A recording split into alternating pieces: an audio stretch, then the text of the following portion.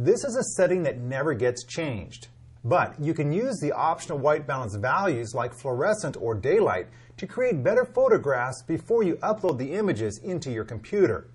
Let's say you're taking a walk just before sunset. The light is making everything a beautiful golden color. The shadows are fantastic. If you're shooting JPEG images in auto white balance, the camera will shift everything toward blue to compensate for the yellow-orange light. Then it will compress your image and store it on your memory card. That beautiful light is gone. You can use software to shift the color back toward the yellow-orange range later, but it's work that can be avoided. You will be losing data from your original image. Why? Well, the program you use to shift the colors will compress the JPEG file a second time, discarding more of the original data. You may decide to print this photo, but you've already given data away twice. If you set the white balance correctly at the time you take the photo, you won't have to spend time fixing it later. In order to understand exactly what the white balance setting does, we have to do a little experiment. Go outside on a bright day and pick a subject to photograph. Press white balance and make certain the camera is set to auto white balance. Take a photo of your subject. Change the white balance setting to daylight and take another photo. You can do this on screen in live view as we have. Continue until you have tested out each white balance setting. Review the photos on your computer. As you scroll through the images, you will notice that each image has a different hue. For example, the image taken with the tungsten light setting looks very blue. But wait, doesn't tungsten light have an orange hue? So why did the image turn out blue? You have to think about it backwards. The camera shifts the color into the blue range because it's set for taking images in the equivalent of an incandescent light bulb. Under those conditions, adding blue to an image makes it look as though it was taken in natural daylight. But the photo was taken under natural light, which includes the blue spectrum. As a result, the camera added a lot of blue on top of the already present blue light. The result is an image that is very blue. Conversely, when the white balance is set to shade, the camera will shift the color balance toward the red end of the spectrum. Under natural daylight, which includes reds and oranges, you will end up with an abundance of orange and yellow hues in your image. So, if you're shooting an hour before sunset and you want to capture that golden light, try setting the white balance to direct sunlight rather than selecting auto white balance. This will record more of the yellow-orange light your eye perceives.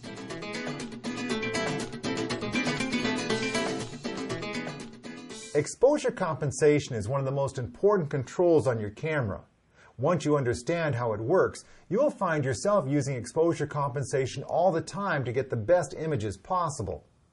Typically, photographers use exposure compensation to correct the exposure on backlit subjects or on subjects that are much brighter than the background.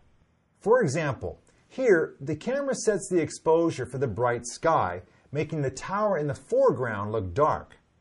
We use exposure compensation to increase the exposure for the subject in the foreground. The background is blown out, but the tower is correctly exposed. You can set exposure compensation through the quick control screen as we just demonstrated. But you can also change the exposure compensation as you look through the viewfinder. You may find it very useful to be able to make minute changes to the exposure without pulling your eye away from the viewfinder. First, move the power switch to the full-on position. That activates the exposure compensation function of the quick control dial. Turn the dial to the left to underexpose the image, and turn the dial to the right to overexpose the image. When you are done, turn the power switch back to the first on position. This will prevent you from accidentally turning the dial and changing the exposure. Try this experiment at home to better understand exposure compensation. First, to prepare your camera, enable Live View and select the exposure simulation screen setting. This allows you to see how exposure compensation will affect your images. Next, turn on Live View and press Info to display the exposure level indicator in the monitor. Position your subject in a shady spot that looks out onto a brightly lit scene. Frame up your subject so that you can see a generous amount of the background and take a picture. The camera will set an average exposure for the entire scene. As a result, the subject will be underexposed while the background is correctly exposed. Move the power switch to the position above on and rotate the quick control dial clockwise to increase exposure compensation. Now, your subject is correctly lit, even though the background is blown out. Turn the camera and your subject around and shoot another photo from the sunny spot into the shadows. Your subject is lit by the sun, but most of the frame is filled with shadows. Since the camera will set an average exposure for the scene, your subject will end up overexposed. This time, use exposure compensation to decrease the exposure. You won't see as much of the background, but your subject won't look blown out. Exposure compensation is a tool professional photographers use all the time. It can be crucial in getting the exact exposure you want. Just remember this: you must either turn the compensation back to 0 or reset the camera to erase this setting.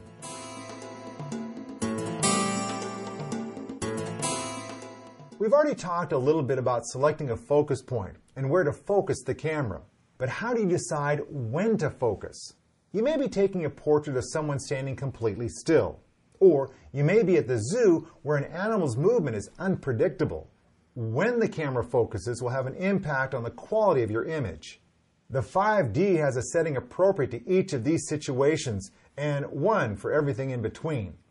You can access the autofocus mode options on the quick control screen, or press AF drive and turn the main dial to choose an AF mode.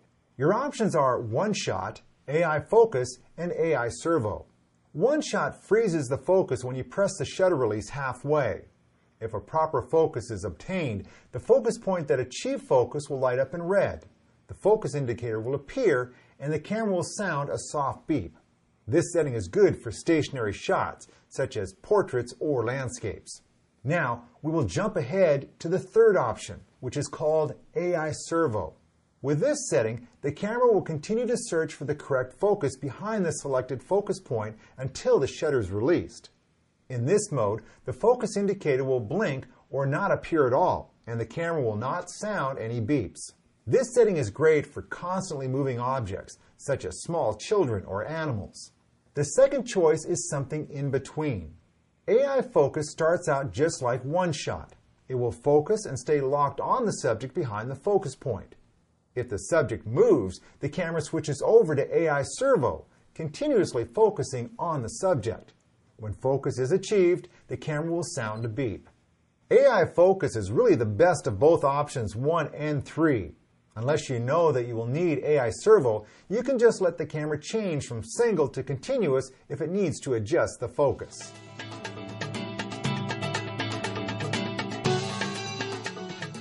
We've already addressed a few solutions for focusing the camera in difficult conditions. Our final technique is called reframing. You can use this method not only for focusing, but also for getting the correct exposure for backlit subjects. First, we will show you how to lock the focus and reframe the shot.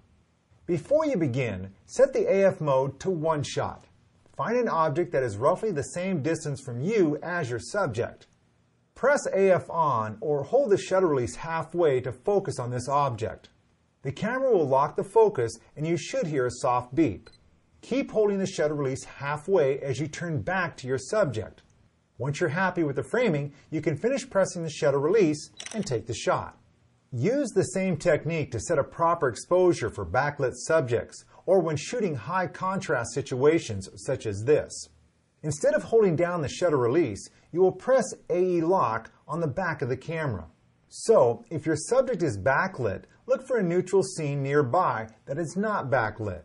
If you lock the exposure on an area of the frame without backlighting, then reframe the subject, the camera will expose it correctly. The background may be blown out, but the backlit subject is properly exposed.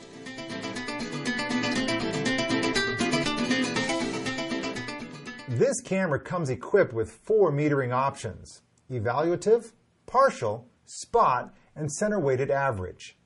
The default setting for the camera is evaluative metering. The entire frame is considered and an average exposure is taken to capture as many highlights and shadows as possible. This setting does a great job most of the time, even with some backlighting.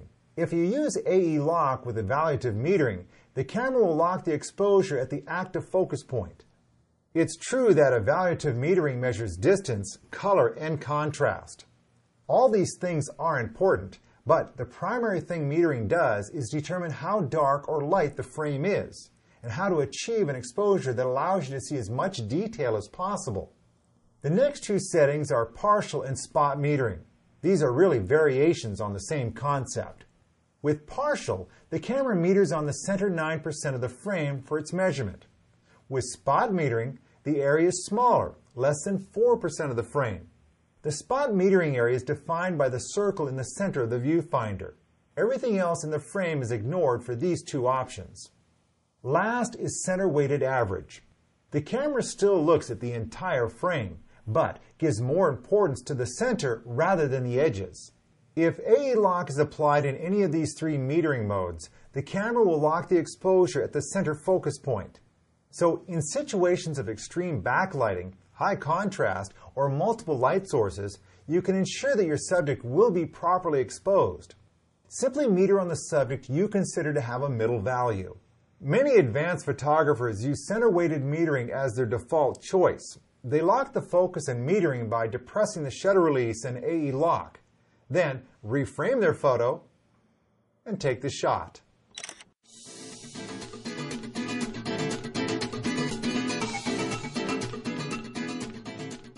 An external speed light can be a great tool for increasing the quality of your photographs under a variety of lighting conditions. We can configure the flash unit to enhance our subjects rather than giving us blown-out images. Most beginning photographers use the flash on their camera when they are indoors under low light. Here's a tip. Use your flash outside under bright sunny skies. The flash will fill in some of the harsh shadows created by the sun. Another good use for your flash is to illuminate a backlit subject. Rather than using exposure compensation and blowing out the details in the background, add some light to the subject with a flash.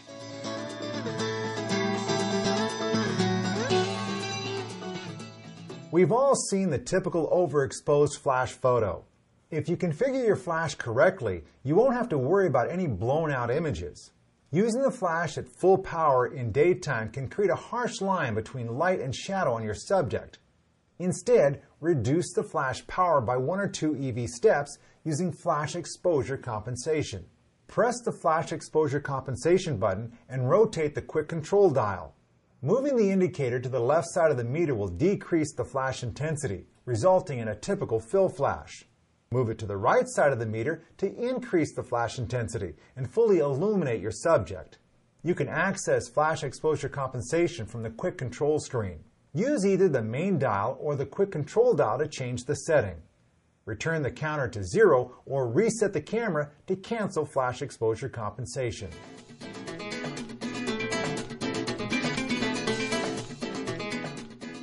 If you want your photos to have specific tonal properties, then consider using Canon's picture styles.